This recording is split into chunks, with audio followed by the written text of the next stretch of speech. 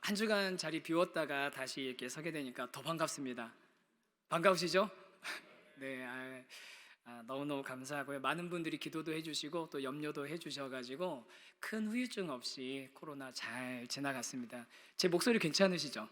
네, 지난주에는 정말 제 목소리가 저도 당황했어요. 나왔는데 제 목소리가 이상하게 나와가지고 네, 정말 큰 어려움 없이 잘 회복하게 해주셔서 감사하고 그리고 한 주 못 보니까 보고 싶었고 또 보니까 너무 반갑고 너무 또 귀한 이 만남 주신 하나님께 너무 감사합니다.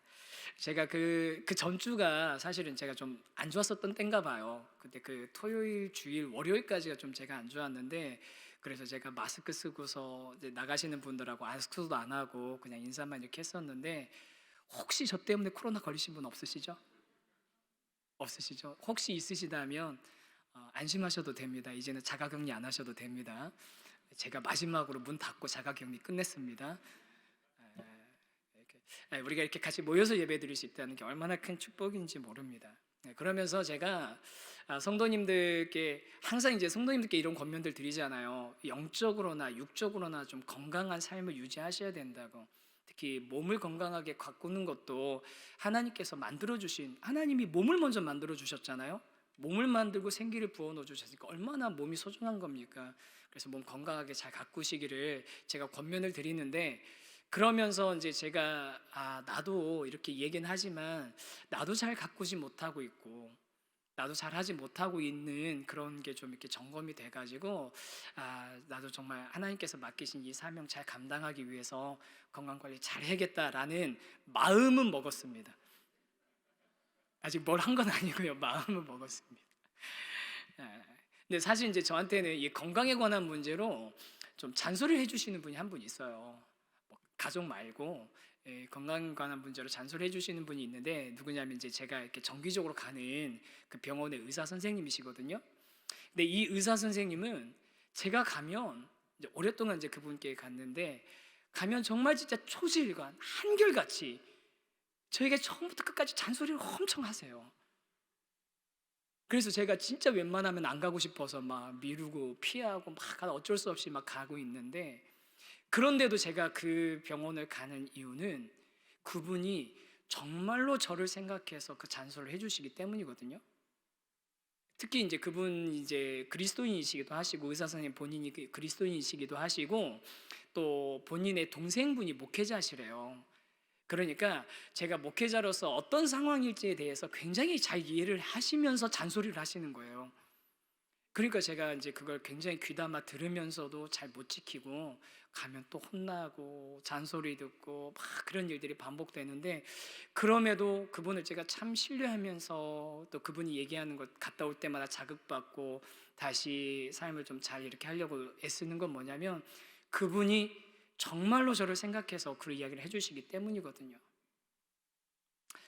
근데 그분 이제 뭐 그분 얘기가 나와서 그런데 이제 작년에 이렇게 분리개척이 시작될 때쯤이었었던 것 같아요.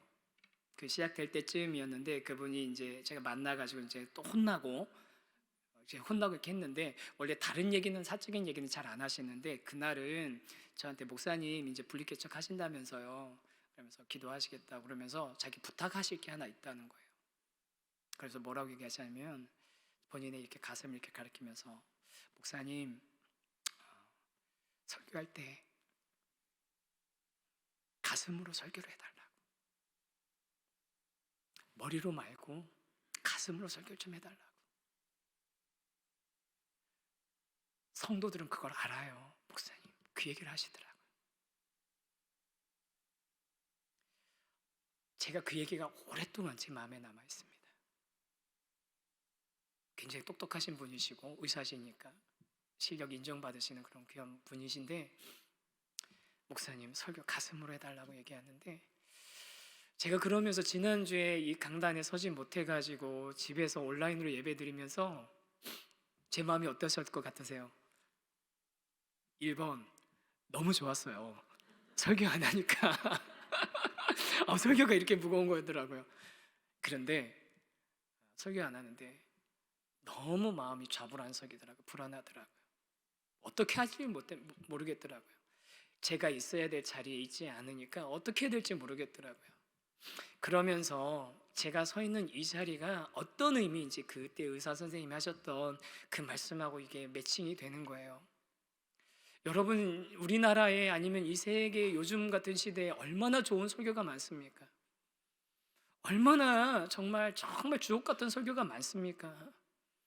그런데 이 시간에 우리가 같이, 제가 이 자리에 서고 여러분 그 자리에 앉으셔서 같이 함께 모여서 예배 드리는 이유는 이 시간 우리가 마음을 나누라고, 하나님께서 우리에게 마음을 나누라고 이 자리를 허락하신 줄 믿습니다. 그래서 우리가 모여서 예배할 때 그냥 뭐 다른 것들이 우리 가운데 있는 게 아니라 저 여러분 사이에 정말로 하나님의 마음이 우리 가운데 전달되어지고 서로 그것이 서로 주고받아지는 그런 놀라운 은혜와 역사가 임하는 그런 예배가 되기를 간절히 소망합니다. 네, 이 강단이 참 너무 당연한 강단이 아니더라고요. 하나님이 허락하시지 않으면 이 자리에 제가 설 수 없다는 걸 제가 지난주에 너무 이제 느낀 거잖아요. 직접 몸소 경험한 거잖아요. 제가 그동안 제가 이렇게 막 맨날 코로나 저 처음 걸린 거여가지고 맨날 그 얘기 드렸거든요. 전 이제 백신도 많이 맞지도 않았어요. 백신도 많이 안 맞았는데 아무런 뭐가 없으니까 이거는 나한테는 별로 효과가 없는가 보다 싶어서 백신도 안 맞았는데, 그래서 제가 여태까지 잘 피하고 다니고 있었다라고 생각했었거든요. 그런데 제가 피해 다녔던 게 아니더라고요. 하나님께서 이 자리 지킬 수 있도록, 우리 성도님들과 마음 나눌 수 있도록 저를 지켜주시고 보호해 주시고 그런 시간들을 하나님이 확보해 주셨던 것 같아요. 그래서 오늘 이 자리가 너무 귀하고, 앞으로도 이 자리 하나님께서 허락하신다면 하나님의 마음으로 성도님들과 함께 그 마음을 나눌 수 있는 그런 자리가 되기를 제가 힘쓰도록, 저도 노력하고 우리 성도님들 같이 기도해 주시기를 부탁드립니다. 그러면서 우리 예배, 바른 예배 드리기도 사실 그런 차원에서 좀 우리가 같이 좀 우리 가장 기본적인 것부터 다시 점검해야겠다 싶어서 시작했어요. 제가 지난주에 온라인으로 예배를 드리니까 화면으로만 보니까 이렇게 앞에 자리가 참 빈자리가 많이 보이는 거예요.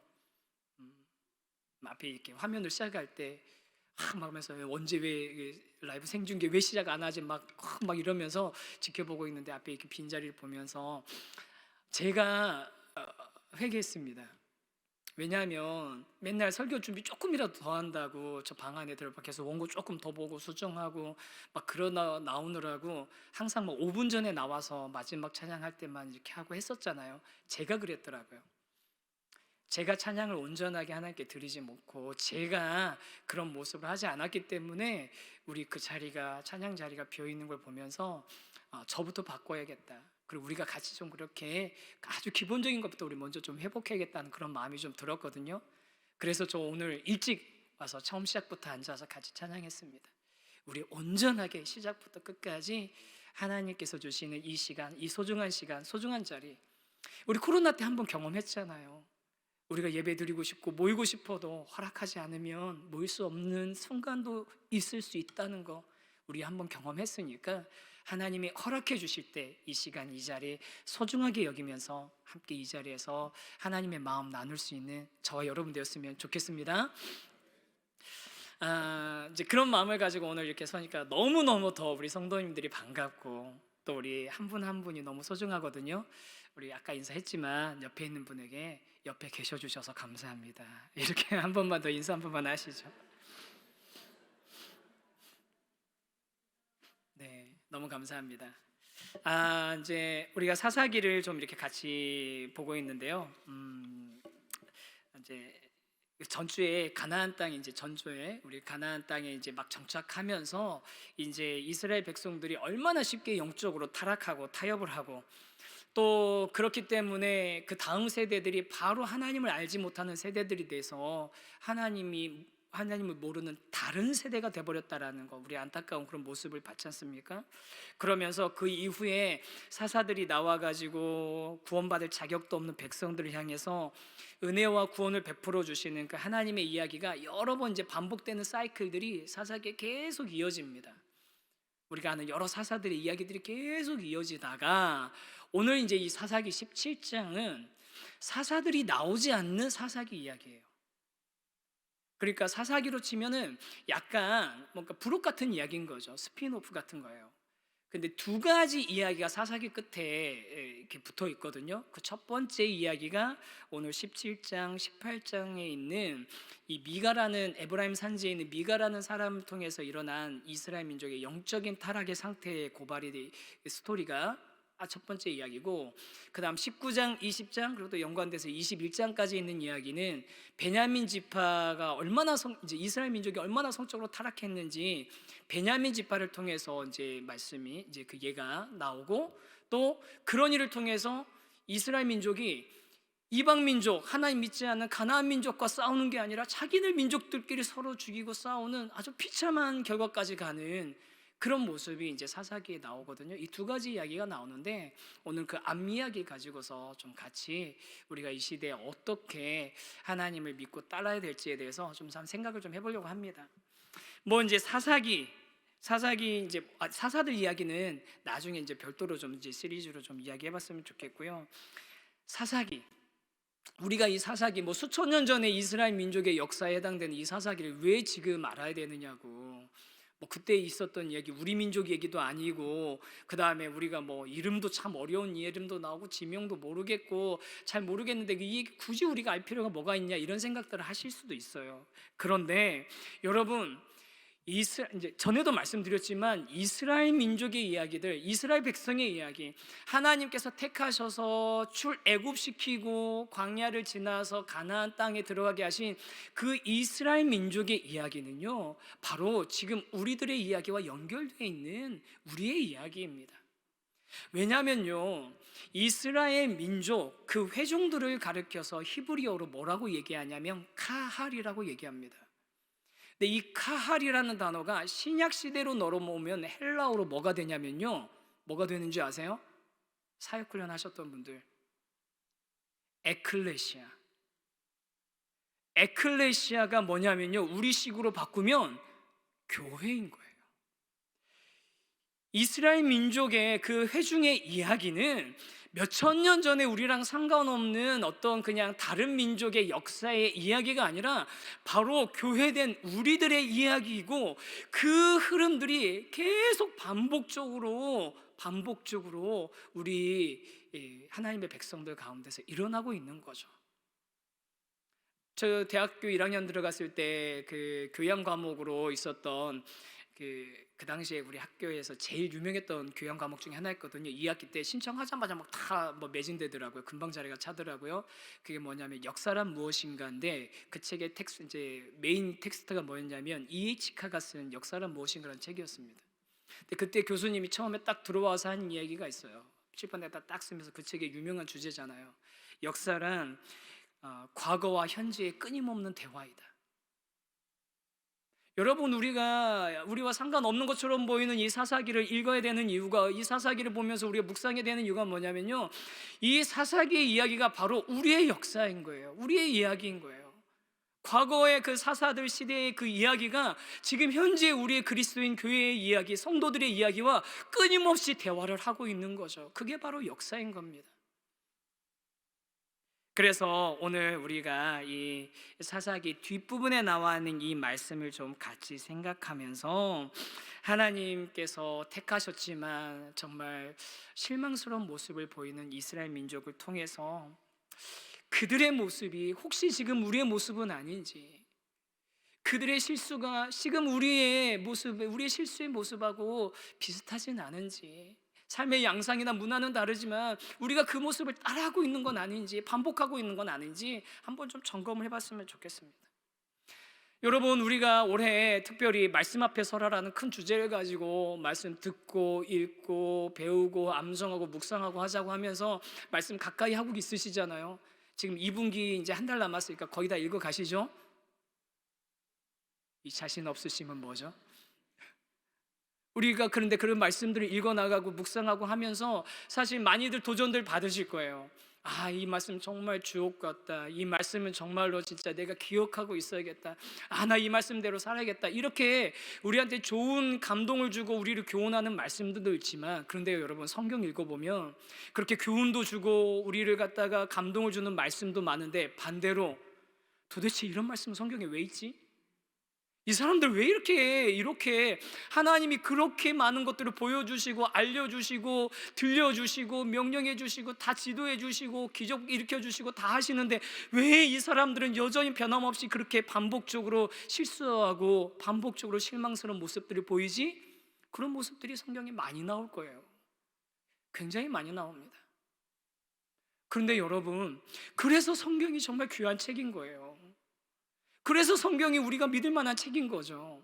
성경은요, 우리에게 듣기 좋은 이야기, 우리한테 도움이 되는 얘기, 우리에게 교훈되는 이야기들만, 좋은 이야기들만 각색해가지고 놓은 책이 아닌 겁니다. 심지어는 우리가 존경하는 아브라함이나 다윗 같은 위대한 신앙의 선배들도 아브라함이 자기 아내를 누이라고 속이는 그런 이야기를 그냥 아주 담담하게 있는 그대로 다 고발하고 있어요. 다윗이 우리아의 아내, 충성스러운 우리아의 아내 밧세바를 범하고 그걸 갖다 덮기 위해서 얼마나 비열하고 쪼잔하고 아주 그냥 정말 그 잔머리를 굴려가면서 그 위기를 모면하려고 하는지 성경은 그냥 담담하게 다 기록하고 있는 거죠.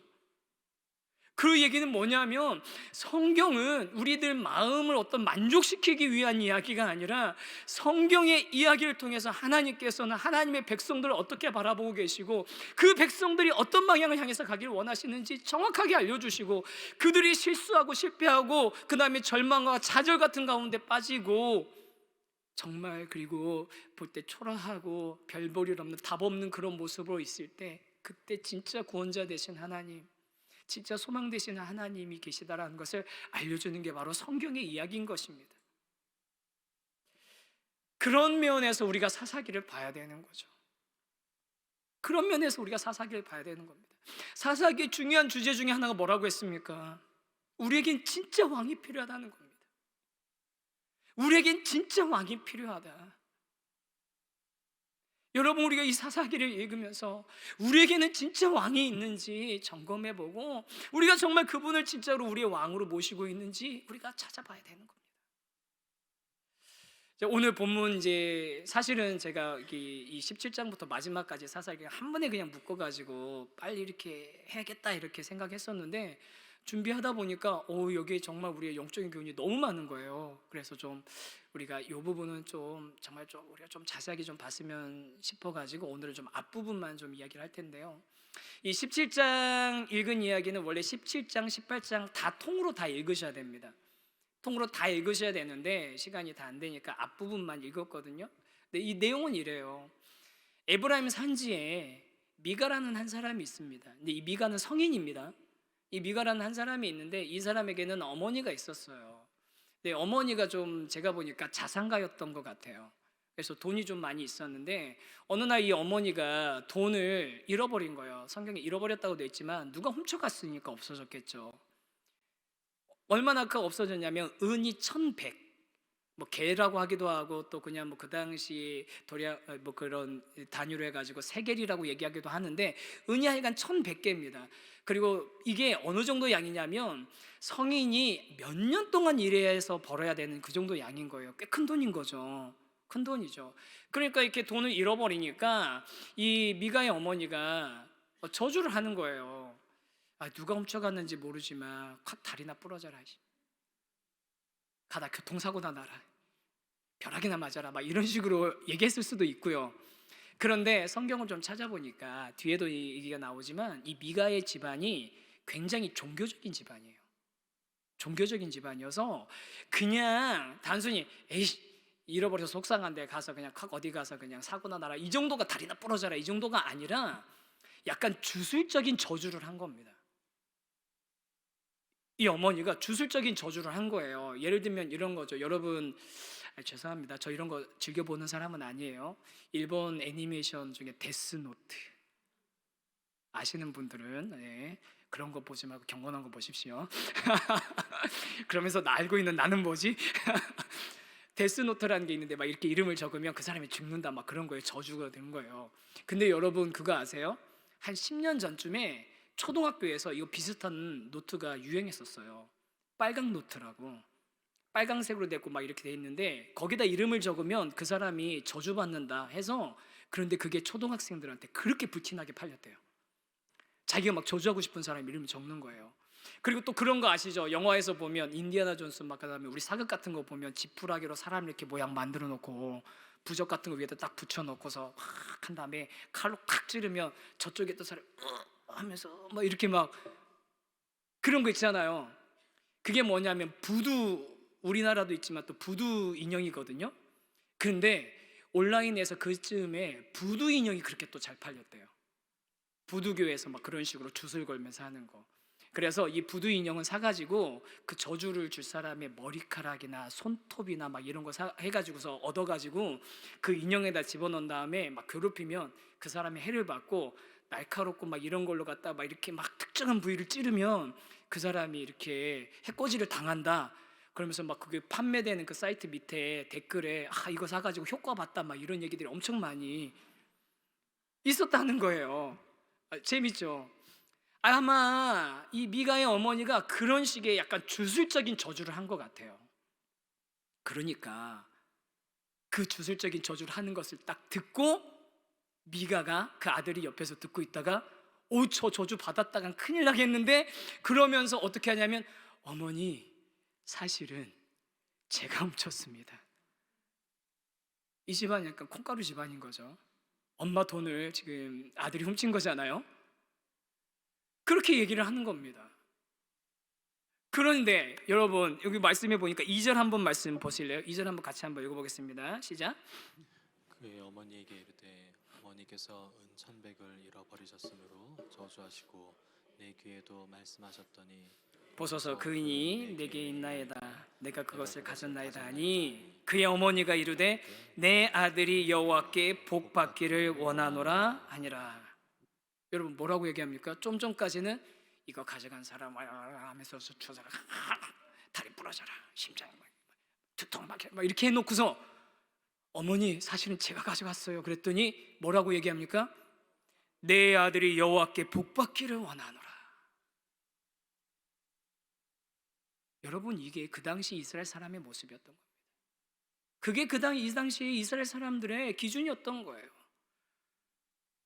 남이 만약에 내 돈을 훔쳐갔으면 그거 가지고 이 사람 저주받고 해를 당하고 해라고 막 저주를 퍼부었는데, 그게 내 아들이니까 마음이 싹 바뀐 거죠. 손바닥 뒤집이 바뀌어서 내 아들이네, 내 아들은 여호와께 복 받아야지, 내 아들은 여호와께 복 받아야 되는데.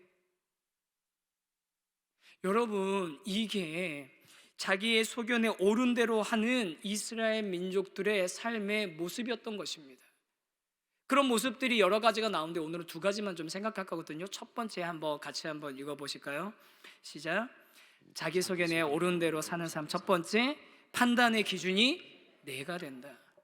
판단의 기준이 누가 된다고요? 내가 되는 겁니다.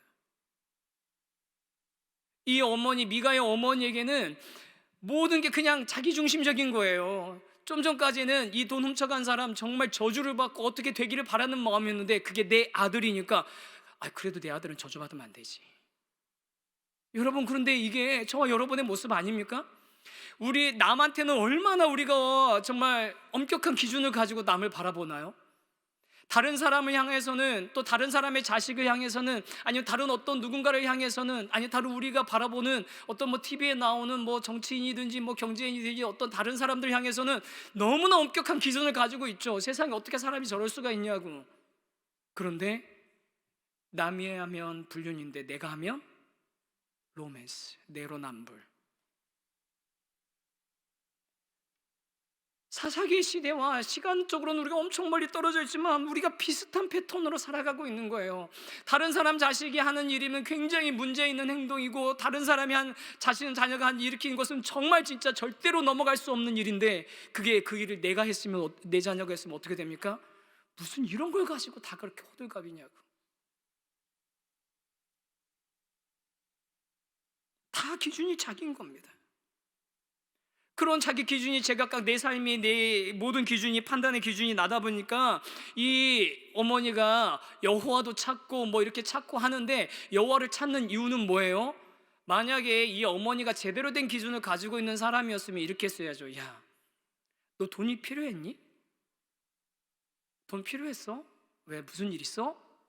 주식 망했어? 비트코인 안 됐어 이번에? 얘기를 하지. 야, 성경에 율법에 도둑질 하지 말라고 했는데 그건 엄연히 도둑질이야. 말하고 가져가야지. 얘기했으면 내가 충분하게 줬을 텐데 이렇게 얘기를 했어야죠. 그런데 이 어머니는요, 그래? 네가 그랬던 거야? 아유, 됐어. 하나님, 우리 아들은 하나님 어쨌든 복 받게 해주세요. 저주 취소입니다. 우리 아들은 복이나 주십시오.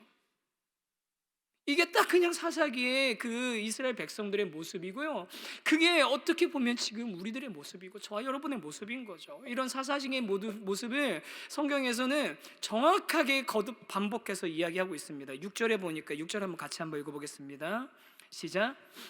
그때에는 이스라엘에 왕이 없었으므로 사람마다 자기 소견에 옳은 대로 행하였더라. 그때 이스라엘에 왕이 없으므로 사람마다 자기 소견에 옳은 대로 행했더라. 근데 이게 한 번만 나오는 게 아니에요. 17장부터 21장까지 4번이나 반복적으로 나옵니다. 18장 1절, 그때에 이스라엘에 왕이 없었고, 19장 1절, 이스라엘에 왕이 없을 그때, 21장 25절, 그때에 이스라엘에 왕이 없으므로 사람이 각기 자기 소견에 옳은 대로 행하였더라.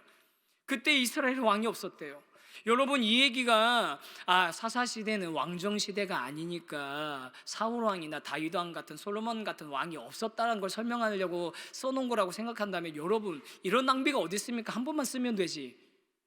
그런 이야기가 아닌 겁니다. 지금 이스라엘 백성들이 왕이신 하나님이 계신데도 불구하고, 그 하나님의 기준대로 살아가라고 하나님이 분명하게 말씀하셨는데도 불구하고 그 하나님을 왕으로 여기지 않고 그 결과 각기 자기 소견에 옳은 대로 살았다라는 거예요. 각기 자기 소견에 옳은, 자기가 기준이 되는 삶, 자기가 왕인 삶을 살았다는 거죠. 그렇잖아요. 자기가 기준이고 내가 생각하고 내가 말하는 것이 옳다고 생각하는 거, 그 사람이 왕이지 뭡니까? 짐이고 국가다. 내가 왕이다. 내가 내 것 가지고 얘기하는, 내가 내 것 가지고서 내 돈 가지고 하는데 누가 뭐라고 해? 내가 내 자녀들한테 하는 얘기인데 누가 뭐라고 해? 자기 자녀나 잘하라고 해. 내가 하고 싶어서 하는 건데 능력 없어서 못하는 거 가지고 무시세 맞고, 그러면 이런 식으로 우리가 자기 소견에 옳은 대로 살아가고 있는 것 아닙니까?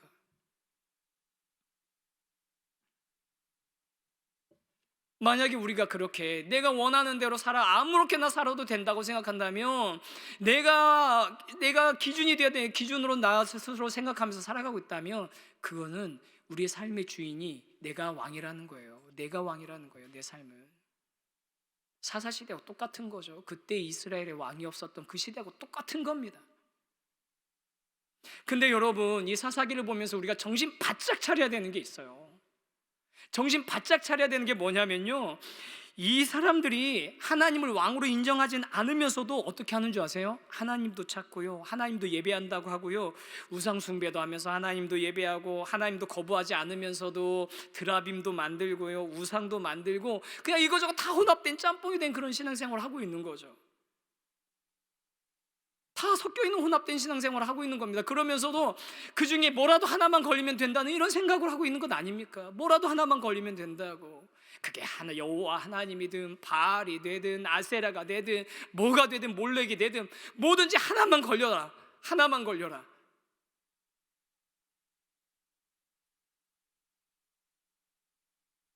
그러니까 이스라엘 민족들이 지금 이러고 있는 것 아니겠습니까?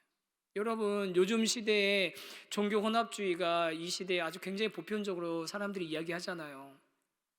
이거저거 막 다 섞어가지고서 얘기하는데, 그런데 그런 이야기를 하면서 이런 종교 혼합주의나 종교 다원주의 같은 게 이 요즘 포스트 모더니즘의 그런 영향을 받아서 절대의 진리를 인정하지 않고 절대의 선이나 절대의 가치라는 건 없다라고, 모든 게 다 상대적이라고 생각하는 이 시대적인 흐름이다, 시대적인 사조라라고 얘기하는데, 여러분, 아니에요. 현대 시대에만 이런 생각이 있었던 게 아니라 하나님이 왕이 아니신 시대는 항상 이런 혼합주의가 있었다니까요. 하나님이 왕이시지 않은, 하나님이 왕으로 다스리지 않을 때는 항상 다원주의, 혼합주의가 하나님의 백성들 가운데 판을 쳤습니다. 이 시대만, 우리 시대만 있는 이야기가 아닌 겁니다. 물론 우리 시대에는 조금 더 심각하긴 합니다.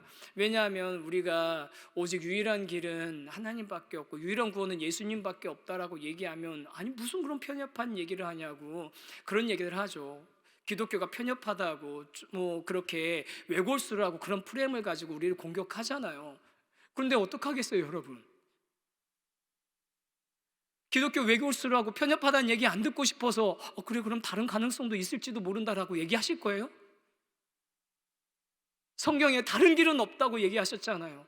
천하 만민 중에 구원을 얻을 만한 다른 이름은 우리에게 주신 바가 없다고 얘기하셨잖아요. 내가 곧 길이요 진리요 생명이라고 말씀하셨잖아요. 유일한 길이고 유일한 생명이라고, 나로 말미암지 않고는 아버지께로 올 자가 없다고 분명하게 말씀하셨는데, 이 시대적인 흐름이 그렇다고 우리가 외골수처럼 보이지 않고 우리가 꽉 막힌 사람처럼 보이지 않고 싶어서, 그러면 성경에 분명하게 말씀하고 있는 그 진리 못하게 하실 겁니까? 여러분, 우리가 하나님이 왕이시지 않으면 항상 상대적인 그런 진리에 우리는 노출되게 될 수밖에 없습니다. 하나님이 왕이시지 않으시면 유일한 길이 되시는 그 하나님, 유일한 통치자 되시는 그 하나님 우리가 제대로 섬기지 않으면 우리는 저쪽으로 가도 되는 거 아니야? 여기로 올라가도 저쪽으로 올라가도 어디로 가든지 그냥 정상에만 도착하면 되는 거 아니야? 올라가면 다 똑같은 거 아니야? 이런 전혀 성경적이지 않은 생각들에 우리가 휩쓸릴 수밖에 없는 거죠. 그래도 참 다행인 거는요, 여러분, 다행인 건 한국은 그래도 조금 덜해요. 한국은. 왜냐하면 한국은 목회자나 신학자들이 바로 서 있어서일 수도 있지만, 그것보다 더 중요한 게 뭐냐면 성도님들이 참 성경적이세요. 성도님들이 참 성경적으로 신앙생활을 하시기 때문에 한국에서는, 제가 그런 얘기 한 얘기 들었어요. 외국에서 신학 공부하고 그런 이런 자유주의적인 그런 사상 가지고 있는 목회자들 중에 성도들이 그걸 받아들이지 인정하지 않기 때문에 성경적인 신앙을 가지고 있기 때문에 그걸 표현하지 못하는 목회자들이 있다는 얘기를 제가 들은 적이 있습니다. 그런데 미국이나 이런 데서 큰 유명한 목사님들 책 내시고 막 수만 명씩 모이는 교회 목사님들 중에는 이런 얘기 하는 분들이 있어요. 사랑의 하나님인데 지옥을 만드셨을 리가 없다. 사랑의 하나님이 어떤 사람은 구원하고 어떤 사람은 심판하실 리가 없다, 뭐 이런 식의 얘기하시는 분들이 있어요. 성경에 어디 그렇게 나왔습니까? 성경에 어디 그렇게 나왔습니까, 여러분? 그냥 인간적인 마음인 거죠. 그런 혼합주의가 사사시대에도 있었고요, 미가의 집안에도 있었고요. 미가의 집안이 그 집안만 그랬다는 얘기입니까? 그 당시 이스라엘 민족들이 다 똑같은 거예요. 그때 이스라엘의 왕이 없으므로 사람들이 다 각기 자기 소견에 옳은 대로 행하는 것 중에 하나가 그 이 사건이었던 거죠. 카일 아이들먼 목사님이 Not a Fan, 팬인가 제자인가라는 그 책에서 이 부분에 대해서 이렇게 얘기를 합니다. 예수님을 따른다 함은 그분만을 따른다는 뜻이다. 팬은 예수님을 자기 마음의 보좌로 모실 생각까지는 없다. 대신 그분을 마음의 소파에 눕히고 베개 하나만 던져줄 뿐이다. 팬에게 예수님은 마음이라는 공간을 나누어 쓰는 수많은 손님 중에 한 명에 불과하다. 수많은 손님 중에 한 명에 불과하다는 거예요. 하지만 예수님은 우리의 마음의 한 조각에는 관심조차 없으시다. 달리 표현하면 예수님은 양다리를 거친 바람둥이를 원하지 않으신다. 여러분, 하나님은 양다리를 거친 바람둥이를 원하지 않습니다. 사랑은 독점적인 거예요. 왜냐하면 하나님은 그렇게 독점적으로 우리를 사랑하셨고 우리도 그렇게 하나님을 독점적으로 사랑하기를 원하시는 거죠. 여러분, 이런 얘기 비유 들어보셨잖아요. 자기 아내에게 와서, 정말 사랑하는 아내에게, 아니면 사랑하는 남편에게 가서, 여보, 나에게 정말 유일한 사랑은, 나는 정말 이 세상에서 당신을 가장 사랑해 라고 얘기하는데, 그런데 두 번째로 사랑한 사람은 누구야? 하면서 다른 여인의 이야기를 하고요, 다른 남자를 이야기하면 그걸 받아들일 수 있습니까? 절대로 성립되지 않는 이야기인 겁니다. 하나님께서 우리에게 원하시는 것은 그런 거죠. 그 나더 팬 그 책에서도 그 카일 아이들러 목사님이 그런 예를 들어요. 자신이 이제 목사님이시니까 근사한 레스토랑에서 촛불 켜져 있는 근사한 레스토랑에서 어떤 여인하고 아름다운 여인하고 식사하는데 자기 성도한테 들켰는데 성도한테 이렇게 변명하는 거죠. 걱정하지 마세요. 제가 오늘 이 아름다운 여인과 데이트는 하는 건 맞지만 제게는 아내가 항상 최우선입니다. 그게 말이 되는 이야기냐고요. 제가 뭐 이렇게까지 얘기하면 우리 성도님들이 목사님 너무 좀 이렇게 극단적으로 얘기하지 마시라고 그렇게 생각하실 수도 있어요. 예, 맞습니다. 좀 너무 극단적으로 얘기하는 건 맞아요. 그런데 여러분, 왜 제가 이렇게 말씀드리냐면요, 우리가 사실은 너무 많은 우상들하고 가까이 살고 있어요. 그래서 내가 지금 우상을 섬기고 있는지 하나님을 섬기고 있는지, 내가 원하는 게 이게 지금 성경적인 건지 성경적이지 않은 건지, 이게 하나님을 향해서 내가 기도하고 있는 거는 같은데 그게 정말 진짜 하나님은 맞는 건지, 내가 믿고 간절히 바라고 원하는 게 정말 하나님 맞는지 헷갈리는 그런 시대를 살고, 그런 삶을 살고 있는 것 아니겠습니까? 남들 다 그러는데, 그렇게 사는데 뭐가 문제라고 인식조차 못하고 살아갈 수도 있는 거라는 거죠. 그러면서 우리가 또 우리 점검해 봐야 되는 사사기에서 자기소개는 옳은 대로 사는 사람들 두 번째 특징은요, 이것도 한번 같이 한번 읽어봤으면 좋겠는데요, 함께 소리내서 한번 읽어보겠습니다. 시작. 자기 소견에 옳은 대로 사는 삶, 신앙은 자기 만족이 되는 만족이면 겁니다. 된다. 이스라엘 백성이 여호와 하나님의 존재나 혹은 하나님께 예배를 드려야 된다는 것을 부인한 적은 없어요. 여러분 사사기 잘 보세요.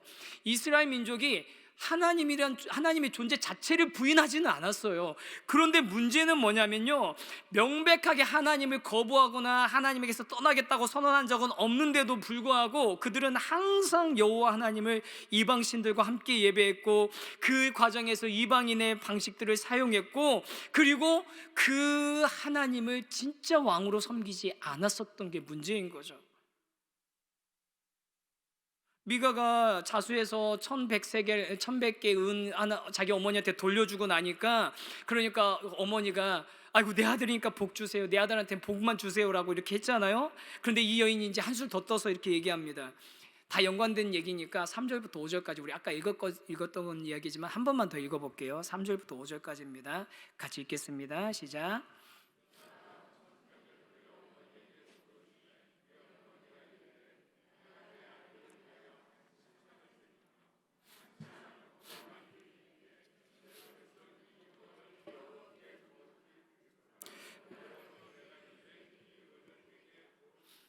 미가가 그 은을 그의 어머니에게 도로 주었으므로 어머니가 그 은 200을 가져다 은장색에게 주어 한 신상을 새기고 한 신상을 부어 만들었더니 그 신상이 미가의 집에 있더라. 그 사람 미가에게 신당이 있으므로 그가 에봇과 드라빔을 만들고 그 한 아들을 세워 그의 제사장으로 삼았더라. 무슨 얘기인지 아시겠죠? 앞 이야기 듣고 나서 읽어보시니까 아들한테서 은을 이제 도로 1100을 받았으니까 뭐라고 얘기하냐면, 이 어머니가 이 은을 여호와께 거룩히 드리노라 라고 얘기합니다. 그러면서 거룩히 드린다고 하면서 그걸로 뭘 만듭니까? 은신상을 만듭니다. 그게 여호와께 거룩히 드린 거래요. 그래서 저는 좀 사실 조금 더 진짜 좀 황당한 게 뭐냐면, 1100을 찾았잖아요. 그래서 이 돈을 하나님께 거룩하게 드린다고 했으면 은 1100 들여가지고 좀 크게 만들지, 900은 꼽을 쳐놓고 200만 만들어요. 그렇잖아요. 지금 1100짜리 큰 거 안 만들고 1100짜리 크기의 신상 만들려니까 아까웠나 보죠. 근데 여러분, 이때 만든 200으로 만든 은 200으로 만든 신상이 처음 만든 것도 아니에요. 이미 그 집에는 뭐가 있었습니까? 산당도 있었죠, 신상도 있었죠, 드라빔도 있었죠. 다 있었어요 이미. 여호와 하나님도 찾고 드라빔으로 만든 그게 어떤 형상이었는지 어떤 신이었는지 모르겠습니다. 드라빔은 그냥 이 시대만 있었던 것도 아니에요. 이전에 야곱이 자기 삼촌네 집에서 도망 나올 때도 라헬이 그렇잖아요, 드라빔 훔쳐가지고서 나오고 그랬던 거잖아요. 아주 오래된 이스라엘 민족에게서 떠나가지 않는 그 형상으로 만들어놓은 그 우상 아닙니까? 그것도 하나에 있는데 새로 신상을 만드는 거죠. 여러분, 도둑질 하지 말라, 그게 대수가 아니에요. 이제는 뭐냐면은 너를 위해서 우상 만들지 말라고, 어떤 형상도 만들지 말라고는 하나님의 명령 지금 어기고 있는 겁니다. 하나님께 거룩히 드리겠다고, 하나님 섬기겠다고 하면서도 하나님이 주신 명령을 완벽하게 어기고 있는 거죠. 여러분, 하나님이 왜 우상 만들지 말라고 하십니까? 왜 하나님의 형상 만들어서 비슷하게 뭐 만들지 말라고 하시는 거예요? 여러분, 이 세상에 어떤 피조물이, 어떤 형상이 거룩하신 하나님을 온전하게 담아낼 수 있습니까? 그 무엇이 하나님을 제대로 표현할 수 있겠냐고요. 여러분이 만약에 그림으로 예수님을 그린다면, 하나님 그린다면 어떻게 그리실 거예요? 백인으로 그리실 겁니까? 흑인으로 그리실 거예요? 황인종으로 그리실 거예요? 아랍 사람으로? 저는 약간 좀 어디나 약간 완벽한 백인만 빼면 다 비슷하게 해가지고 저랑 비슷하게 그리시면 될 것 같기도 한데, 어떤 거든지 물론 뭐 뭔가 만들었을 때 그게 주는 뭐 영적인 감동을 주거나 아니면 뭔가 주는 어떤 그런 인사이트도 있을 수 있죠. 그런데 그거 하나를 얻는다면 수없이 많은 하나님에 대한 오해, 하나님에 대한 잘못된 심상을, 이미지를 심어줄 수 있는 게 바로 형상인 겁니다. 그래서 만들지 말라고 그러시는 거예요. 어떤 형상으로도 어떤 모양으로도 하나님을 담아낼 수 없습니다. 담아진다면 그것은 하나님일 수가 없는 거예요. 그렇잖아요. 뭔가를 우리가 제대로 표현할 수 있으면 그 대상이 어떻게 하나님이실 수 있냐고요. 그 무한하신 하나님이신데. 그래서 그렇게 하나님이 만들지 말라고 한 신상도 만들고 다 이렇게 합니다. 뒤죽박죽 섞여 있는 거예요. 하나님을 믿는 것과 우상을 섬기는 게 구분이 안 됩니다. 하나님의 법과 하나님의 기준, 가나안, 아니 그 이전부터 훨씬 인간이 본능적으로 놓지 못했던 우상, 이런 거 다 가지고 있고, 그런 가운데서 내가 종교적으로 열심히만 하면 되는 것처럼, 내가 종교적인 열심만 내면 되는 것처럼 그렇게 착각하고 살고 있는 집안이 이 집안이고, 이 집안의 이야기가 그 당시 이스라엘 백성의 이야기고, 그 모습이 혹시 저와 여러분의 모습 아니냐는 거죠. 여러분, 우리가 지금 로마서 읽고 있는데, 여러분, 우리 어떤 노력으로도 우리가 하나님께 의롭다함을 받을 수 있는 길이 있습니까? 하나도 없습니다. 종교적인 걸로는 될 수가 없는 겁니다. 그런데 우리 안에는 계속 어떤 유혹이 있냐면, 우리가 어떤 종교적인 열심을 가지고 하나님께 나아가야지만 하나님께 인정받을 수 있을 것 같은 그런 생각, 그런 불안함이 있는 거예요. 하나님은 그걸 원하시는 게 아닙니다. 이거저거 다 놔두고서 이 중에 뭐라도 하나만 걸려라, 그런 마음으로 하나님 믿으실 거면요, 여러분, 그냥 선택하세요. 그쪽 선택하시든지 이쪽 선택하시든지 양쪽에 놓지 마시고 선택하시라고요. 그냥 그 유명한 예화 있지 않습니까? 어떤 사람이 이제 절벽에서 떨어지다가 나뭇가지를 하나 딱 잡은 거예요. 가시 대롱대롱 매달려 가지고 하나님 향해서 간절하게 기도했죠. 하나님, 저 좀 살려주세요. 하나님, 제발 저 좀 살려주세요. 막 그랬어요. 그랬더니 정말로 하나님이 들으시고 위에서 얘기하시는 거죠. 그래, 내가 너를 살려주마. 네 잡은 손을 놔라. 그랬더니 뭐라고 한 줄 아세요? 거기 누구 다른 사람 없어요?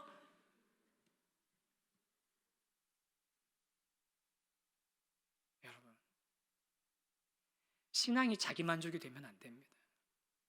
여러분, 언제부터 은혜로운 예배가 내가 만족스러우면 그게 은혜로운 예배입니까? 설교가 듣기 좋으면 그게 언제부터 은혜로운 예배입니까? 은혜 받았다는 게 도대체 뭡니까? 내가 만족인 신앙생활은요, 여러분, 똑같은 거예요.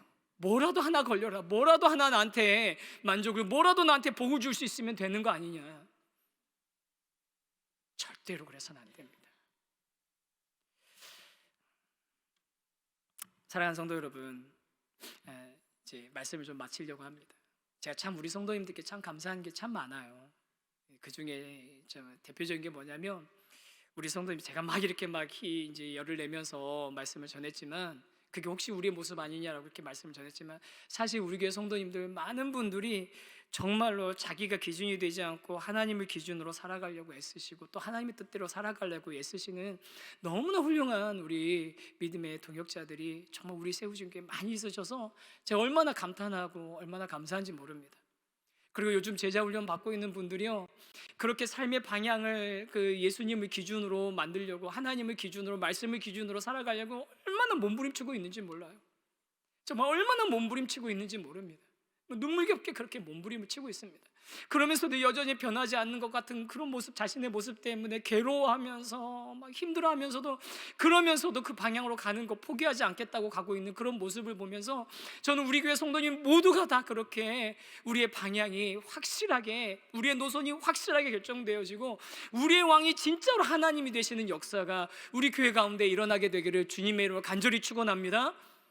저는 이번 말씀을 준비하면서 이스라엘, 그 당시 사사기의 이스라엘 백성에 대해서는 그때 이스라엘의 왕이 없으므로 그들이 자기 소견에 옳은 대로 행했다라는 그런 기록이 남아있는 것을 보면서 저는 거꾸로 소망이 생겼어요. 어떤 소망이 생겼냐면요, 만약에 누군가가 지금의 우리 세우신 교회와 세우신 교회 성도님들에 대해서 나중에 누군가가 기록을 한다면 저는 이렇게 기록하기를 원합니다. 그때의 세우신 교회는 왕이신 하나님을 섬겼으므로 그들이 다 성령이 충만하여 하나님의 선하시고 기뻐하시고 온전하신 뜻을 향하여서 살아가더라. 할렐루야. 누군가가 우리 세우신 교회를 2023년도 세우신 교회가 시작됐을 때 그때 그 모습은, 그때 세우신 교회의 모든 성도님들은 그 중심에 하나님을 왕으로 섬겼기 때문에 그들이 하나님이 선하시고 기뻐하시고 온전하신 뜻을 향해서 담대하게 살아갔다고, 그렇게 평가할 수 있고 그렇게 기록할 수 있게 되는 그런 교회가 되기를 간절히 소망합니다. 우리 아까 그 말 제가 이렇게 적어놓은 거 한 번만 더 보여주시고 우리 같이 한번 읽어봤으면 좋겠습니다. 우리 소리 내서 같이 한번 읽었으면 좋겠습니다. 시작.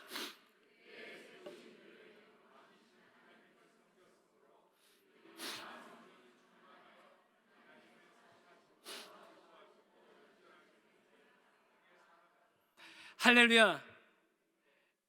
이게 저와 여러분의 고백이 되고 또 저와 여러분의 삶을 향한 하나님의 평가가 되기를 간절히 소망합니다. 정말로 그런 소망을 가지고 살아가면서, 하나님, 이제